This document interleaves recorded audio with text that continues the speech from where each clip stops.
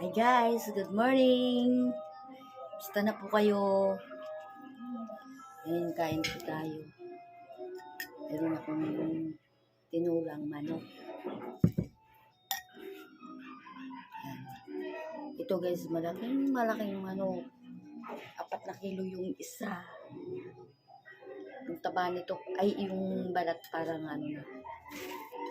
Malatag ko guys. Ubo. Yung balat niya ay parang balat ng kambing. Pakalaki guys. Nandito na po guys ako sa unang vlog ko dito sa Dilipatang Bahay. Siya na kayo guys pag kasi madala natin mag-upload. Busy kasi yung Nanay Marlene. Ngayon guys, kakain tayo. Almusal. Bago tayo kumain, dasal ko muna tayo guys. Ama, maraming salamat sa biyaya ito nakakahain sa aking harapan. Basta-basta ng kalusugan ang pangangatawan, Ama, sa pangalan ni Jesus. Binabalik ko sa iyo ang papulit pasasalamat sa aming pangalan ng aming tagapagligtas na si Kristo Jesus. Amen! And guys, kain na tayo. Pasensya na po kayo, ni Mama Lat ang iyong kananay. Alam nyo, nag-concert ang iyong kananay. Naubo lang po ako, taas ni Balat. Kaya po, tinigilan ko muna ang malamig na tubig. Pinabantoan ko parang mainit ang aking inumin ngayon. Kasi guys, ni Mama Lat ako. Ng subo guys, para sa inyo, mga mahal kong viewers, ay subscriber. Maraming salamat. Kaya na po tayo.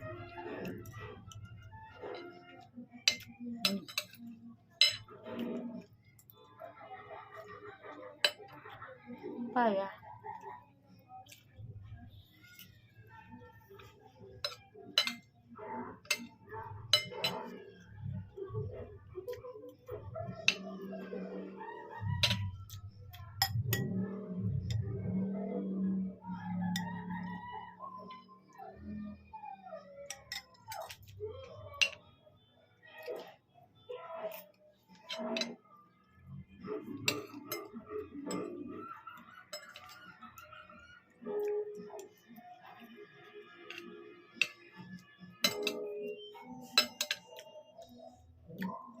Pansin mo guys, wala akong kasama kasi nagsipasok sila lahat.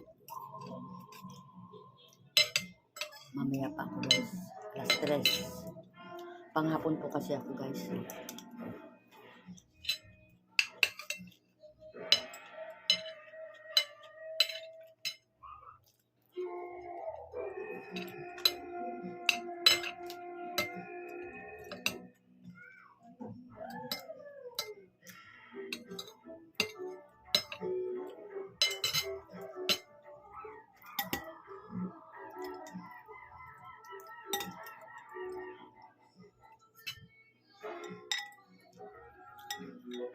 Sarap guys ng mainit na sabaw.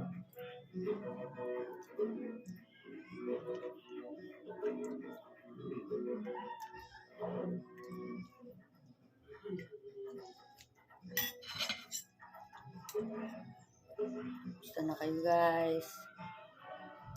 Sana po lagi kayong nasa mabuting kalagayan. Ingat po tayo lagi. Lagi po tayo magdadasal sa araw-araw.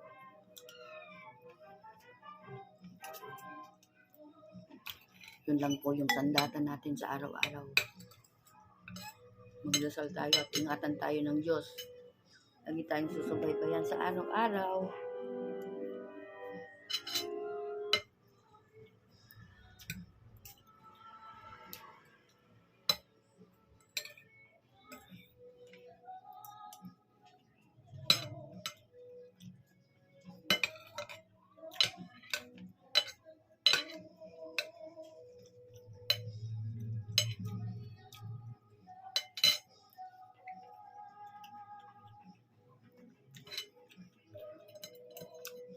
Salamat guys sa mga nanonood sa aking mga vlog.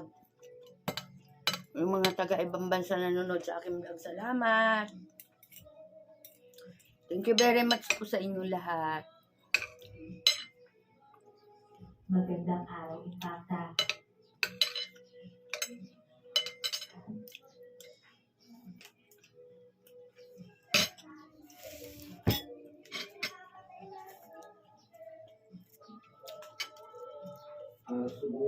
Nakalimutan ko guys yung tubig, saglit lang.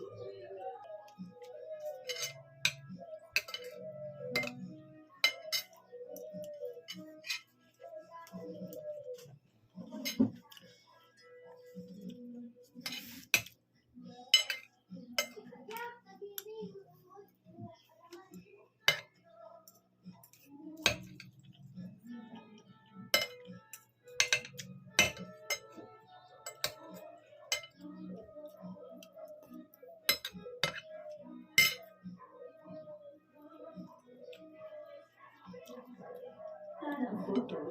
Unahan mo na with Dr. Prescribed Tumilsan with 7 natural ingredients for short-term relief. Kaya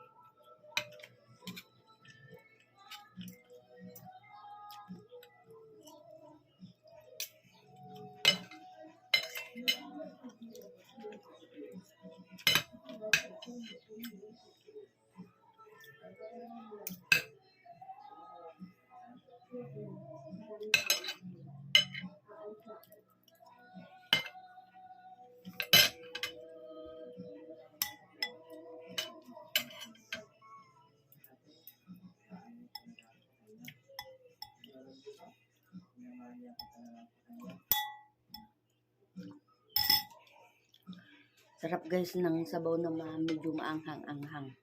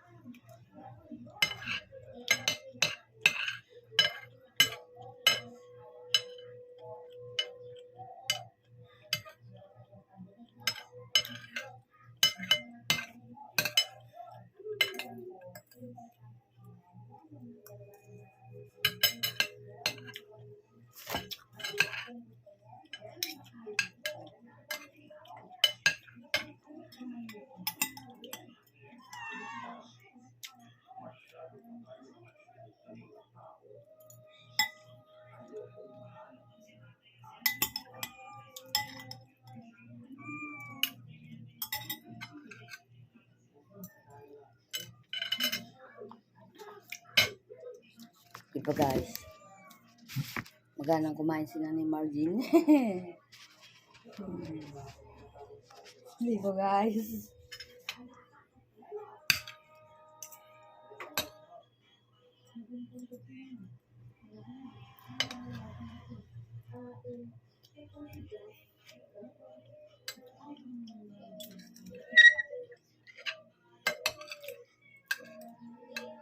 Susunod guys, gusto ko pag lumipat na ako sa sariling bahay ko na.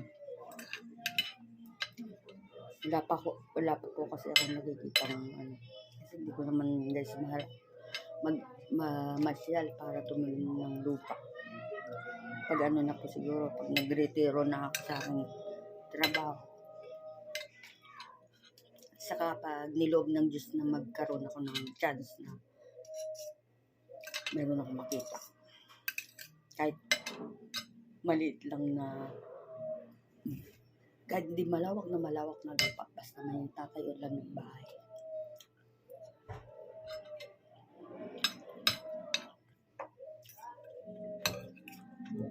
Simple lang naman guys ang feeling ko.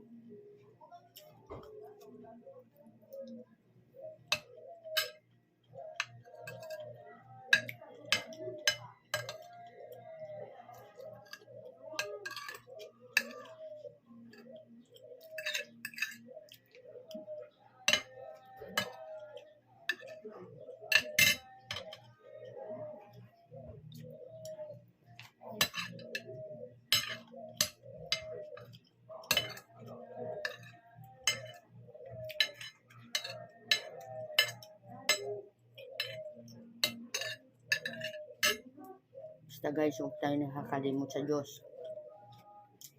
Number 1 po kasi yan.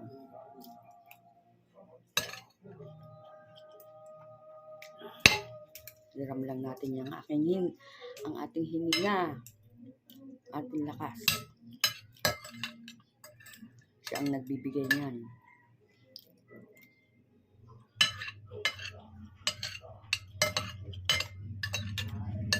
Instrumento lang po tayo.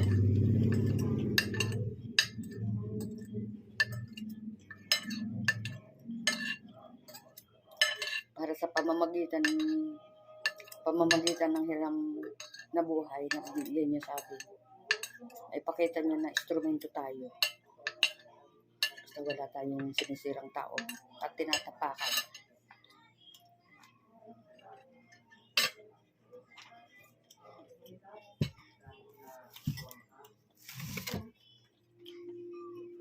Masarap sa buhay yung ganun.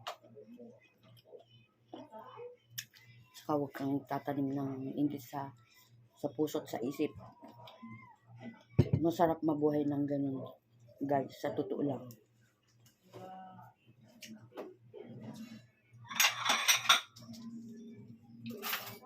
Meron pala ako guys, OB. Binigay ito ng aking palae. Oh.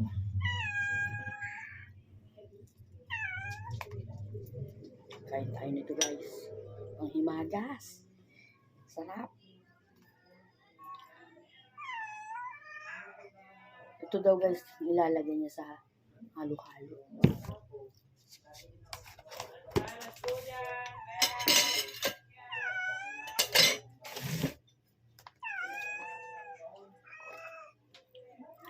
Sarap.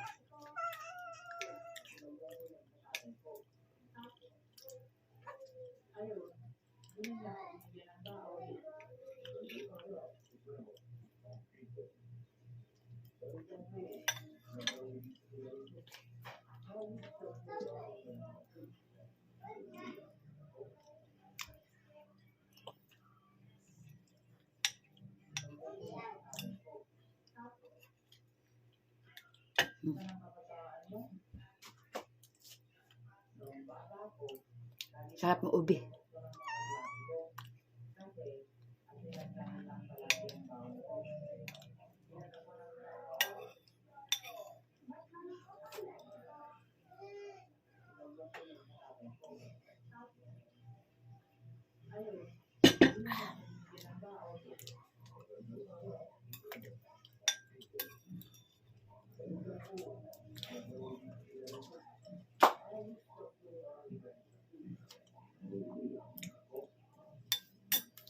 Diba guys? Maayos-ayos na yun ang aking ayan kusina. Yan, di ba guys? Oo. Ang aking kusina. At maliit lang. Sinasabi. Medyo malinis. Hindi kagaya sa kabila. Yan. Yan guys. Ito guys, dito ko malalagyan ng kortina sa silong.